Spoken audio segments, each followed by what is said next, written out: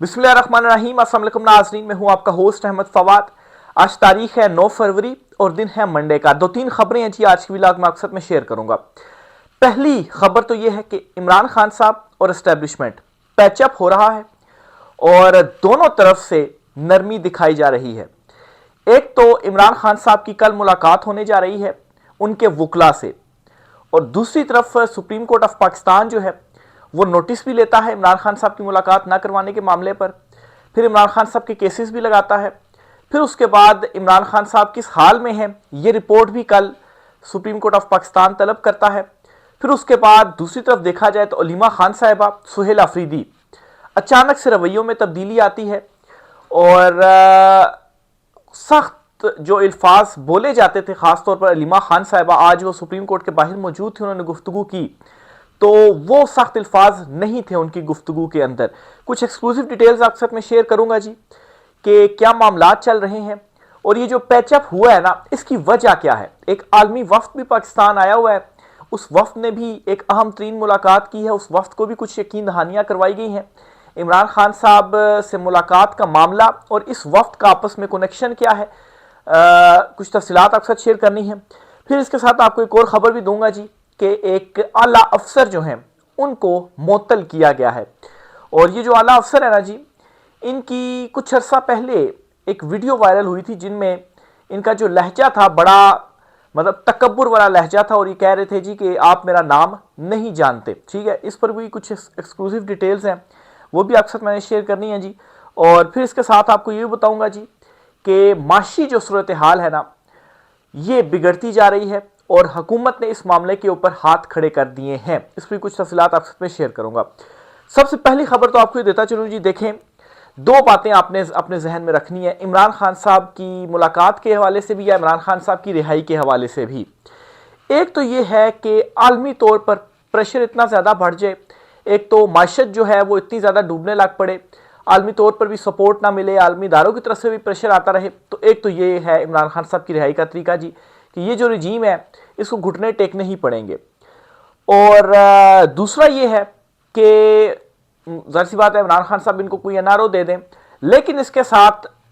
अंदर अवाम इतनी ज़्यादा निकल आए,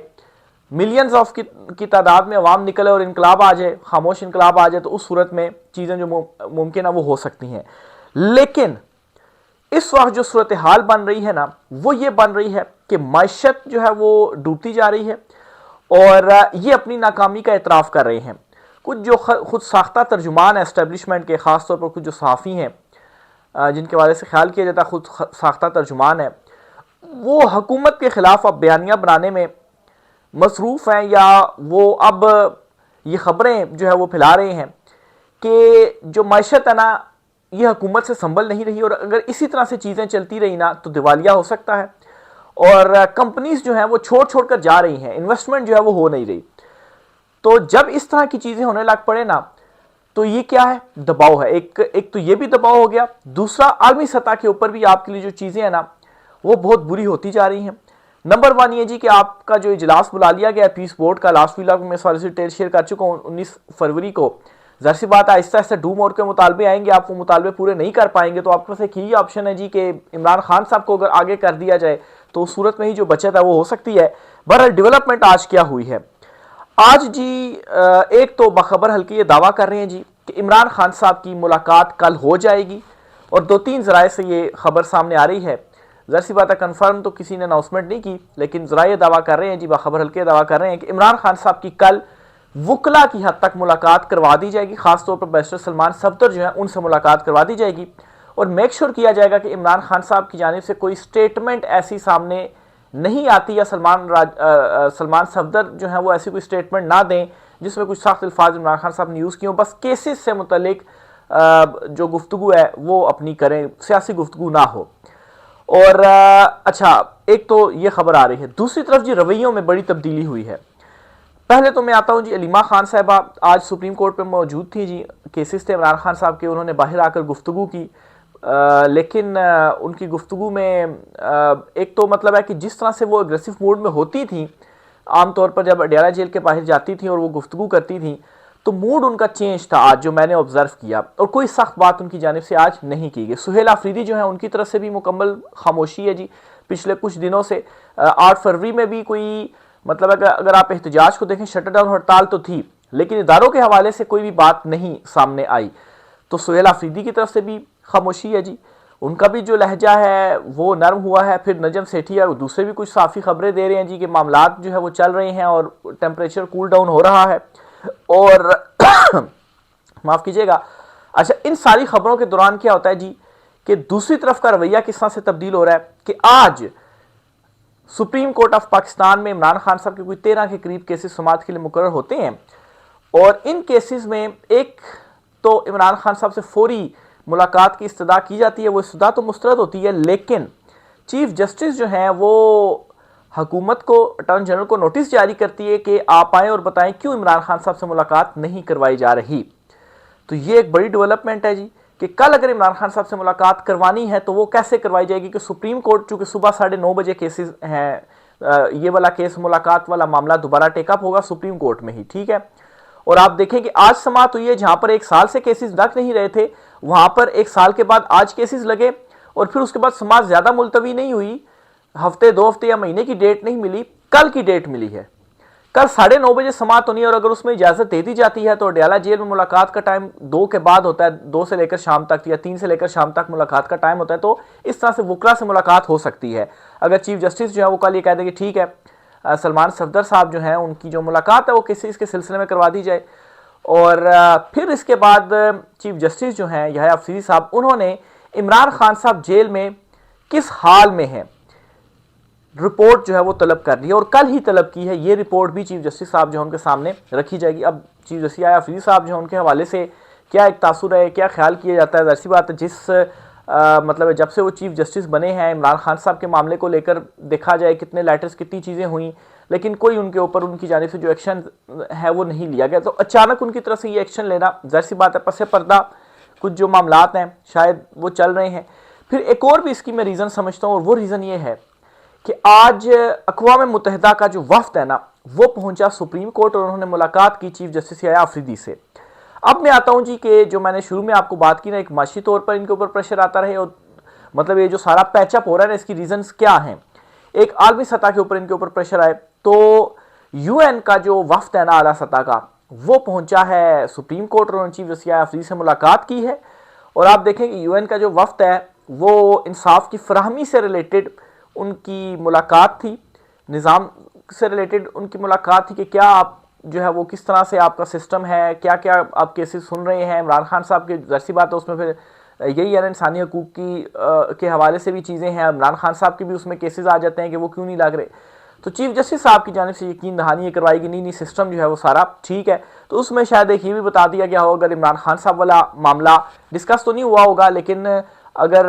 चेक किया जा रहा हो कि जी इमरान खान साहब वाला जो मामला वो कहाँ तक पहुँचा है, तो उसमें भी सामने रखा गया होगा। देखिए आज 13 केसेस इमरान खान साहब के लगे हुए थे, और कल भी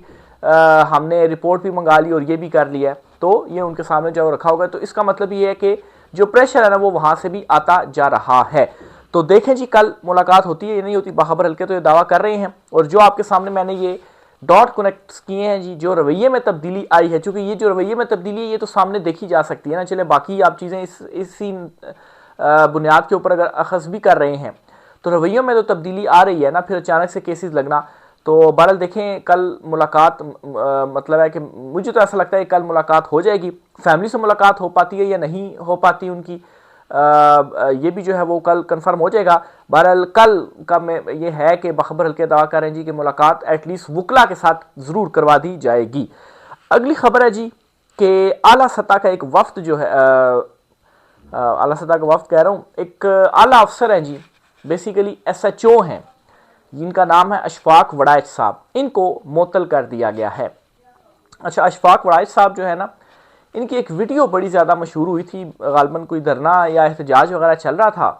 तो कोई बुज़ुर्ग सी खातून थी, उनके सामने ये खड़े होकर, और बड़ा उस तरह से महसूस हो रहा था जी कि तकब्बुर वाला लहजा था, और ये कह रहे थे कि आप अभी मुझे जानती नहीं हैं या जानते नहीं हैं, मेरा नाम जानते नहीं है कि मैं कौन हूँ।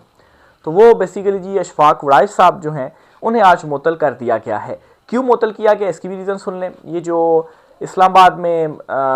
एक जो है वो जो ब्लास्ट हुआ, और ज़ाहिर सी बात है शहजाद टाउन गालबन थाना लगता है या कौन से थाने के एसएचओ थे, बहरहाल उनकी उसमें थी जी कि जो सिक्योरिटी वगैरह है ना वहाँ पर इमाम बारगाह जो थी वहाँ पर फराहम की जानी चाहिए थी। मतलब ज़ाहिर सी बात है वहाँ पर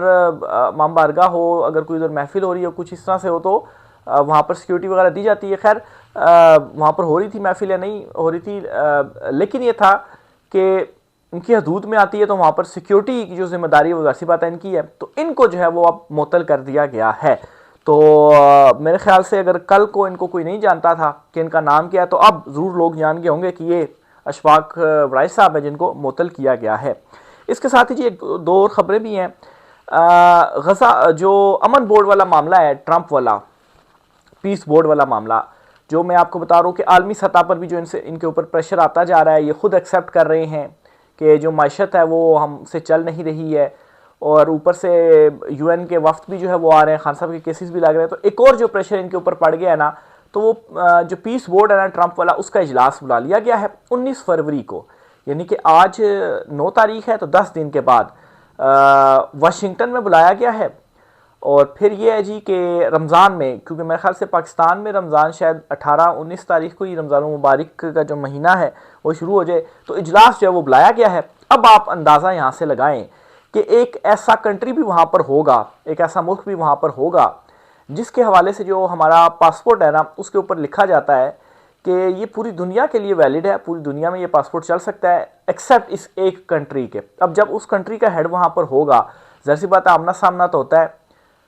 डिप्लोमेटिक जो राब्ते हैं फिर वो भी ज़ाहिर सी बात होते हैं, फिर आपको मुसाफिर भी करने पड़ेंगे, आमना सामना हो जाता है, तो फिर आप करेंगे कि नहीं करेंगे। तो मतलब है कि ये तो अभी मतलब है कि आगाज़ इस तरह से कि ये भी पहली मीटिंग है। ज़ाहिर सी बात है जब फैसले होंगे और फिर उसके बाद वो कंट्री भी कहेगा कि ये फैसला हाँ मुझे मंजूर है, मैं हाथ खड़ा करता हूँ, और उसके साथ आप भी हाथ खड़ा कर रहे होंगे, तो दोनों एक ही सफ़ में चले जाएंगे कि नहीं चले जाएंगे। तो बहरहाल जी इनके ऊपर इस मामले के ऊपर भी खासा प्रेशर पड़ गया है। सोच ये थी कि ठीक है शामिल हो जाते हैं, ट्रंप की हिमायत लेते हैं, तो ट्रंप ने कितना ही अरसा रहना है, होगा ये जी कि एकदम से तो चीज़ें नहीं होंगी, कुछ टाइम हमें मिल जाएगा, लेकिन ट्रंप बड़ी तेज़ी से बहुत सारे जो मामलात है ना वो करता जा रहा है। तो एक प्रेशर तो इनके ऊपर पड़ा हुआ है, और ज़्यादा प्रेशर ये पड़ा हुआ है कि अगर मज़ीद कुछ हमसे मुतालबे किए जाते हैं, डू मोर किया जाता है, तो उससे हम कैसे डिलीवर करेंगे। और ऑलरेडी ट्रंप जो है वो भारत के साथ भी मुआहदे कर रहा है,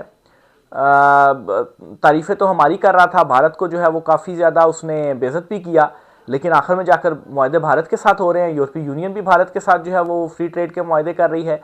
और टैरिफ भी हमसे कम टैरिफ भारत का हो गया है। तो हम किस तरफ जो है वो खड़े हुए हैं, और कल को अगर हम डू मोर से इनकार करते हैं जो कि हम अफोर्ड ही नहीं कर सकते और ना ही हम उसके ऊपर एग्री कर सकते, तो कैसे हम इनकार करेंगे। तो मैं समझता हूँ कि एक दूसरा प्रेशर है जिसके नतीजे में अब ये ज़रूरी समझा जा रहा है कि नहीं इमरान खान साहब को जो है वो सामने लाया जाए। बहरहाल इमरान खान साहब आएंगे तो फिर ज़ाहिर सी बात है आपका वापस जाने का या अपनी हदूद में जाने का जो वक्त है वो भी आ जाएगा, और इमरान खान साहब जहाँ आएंगे तो वो ऐसे तो नहीं आएंगे, वो अपनी पूरी पावर के साथ आएंगे, पूरी ताकत के साथ इमरान खान साहब वज़ीर-ए-आज़म बनेंगे। और पता नहीं क्यों मुझे ऐसा लगता है कि इमरान खान साहब ज़रूर वापस आएंगे, पूरी पावर के साथ वापस आएंगे, और वो एक मरतबा फिर से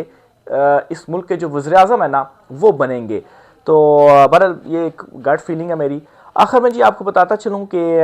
सरवर बारी है, ये पतन इलेक्शन से रिलेटेड जो है वो रिपोर्ट्स वगैरह जारी करता है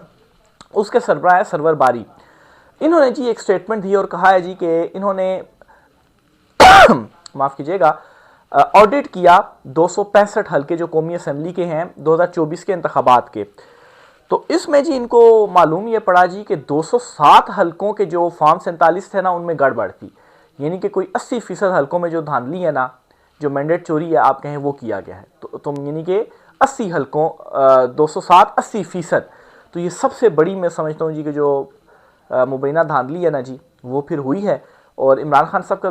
जो मैंडेट है वो तो चोरी हुआ नहीं, तो सब मानते हैं ना। और 17 नशिस्तों, बल्कि 17 नशिस्तें भी जब कोई पूछता है कौन सी 17 नशिस्तें इन्होंने हासिल की हैं, तो वो भी बंदा सोचता है कि वाकई ये कौन सी 17 नशिस्तें हैं जो इन्होंने हासिल करनी, हो सकता है 17 भी ना इन्होंने हासिल की हों। बहरहाल जी 17 नशिस्तों वाली जमात जो थी उसे हुकूमत में बिठा दिया गया। तो ये जी आज कुछ आम तरीन तफसीलात थी इस वाले से मजीद जो भी होता है आपके साथ हम इंशाल्लाह शेयर करते रहेंगे जी। रायका सर कीजिएगा, आज की व्लॉग से इतना ही, इजाज़त दीजिए, अल्लाह हाफिज़।